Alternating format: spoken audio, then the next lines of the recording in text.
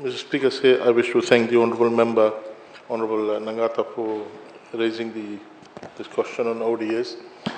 Very timely, as last week we celebrated the ozone depleting day dedicated to reduce the utilization of substances which depletes the ozone layer. Mr. Speaker, Fiji acceded to the Vienna Convention for the protection of ozone layer and the Montreal Protocol on substances that deplete the ozone layer. And I think this morning I spoke about the importance of ozone layer in terms of screening the harmful UV rays. It plays in terms of screening the harmful UV rays.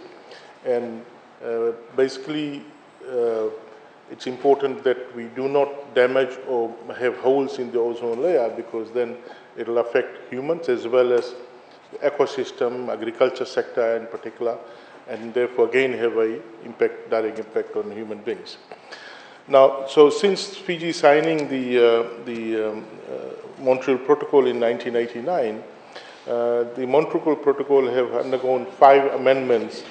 Fiji has ratified all these amendments, including the most recent one, known as the Kigali Amendment to phase down hydrofluorocarbons.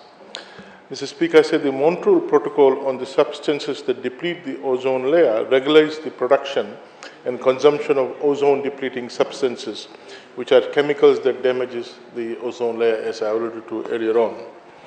Mr. Speaker, the Ministry of Environment is the focal point for the Vienna Convention, and the Montreal Protocol implements national policies and legislation to ensure that Fiji's obligation is met.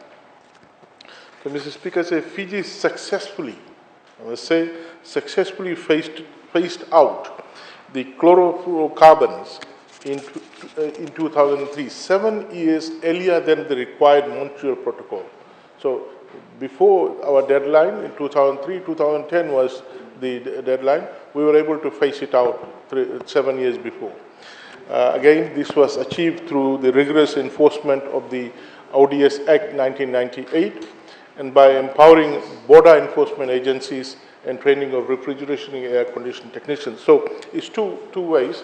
One is we, at the border control, the customs, we worked with Ministry of Industry and Trade to ensure that it is not imported. And then also we ensured that the existing ones that are being, that the technicians would use, we worked with them to ensure that that's not being used and that's shelved and disposed. So, Mr. Speaker, following the successful phase out of the CFCs in 2003, the Ministry is now working towards a complete phase out of the hydrofluorocarbons by 2030. The hydrofluorocarbons are utilized in the refrigeration, the large ships, in particularly. And Mr. Speaker, why are we saying 2030 is because these are massive investments. It's not about a small freezer, they are costing 1,000 or 2,000 or 20,000. These are $250,000 worth of refrigerator. You just cannot say we ban it immediately and basically bring the massive investment, millions of dollars of investment to a standstill. So we are taking a phased approach, and we have got time till 2030. So, Mr. Speaker, with regard to the hydrofluorocarbon that are being utilized by the fishing industry and large companies, the reduction, the target was to reduce 10% by 2050 and 35% by 2020. Fiji has met both these reduction targets, and the HCFC consumption is well below the compliance limit. So, Fiji's hydrofluorocarbon consumption was 70.35 metric tons in 2015 and 38.13 metric tons in 2020. So Fiji is on track and have plans to achieve 67.5% reduction target by 2025, well in time and before the deadline of 2030. And a complete phase out by 2030. So we are working with the industry. We have got some funding to also assist them.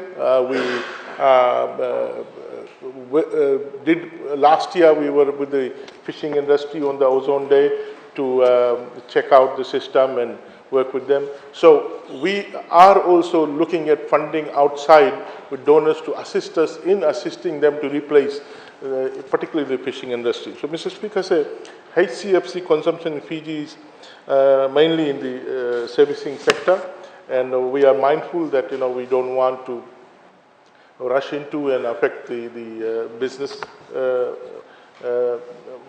modality, and we want to ensure that we at the moment also meet our targets.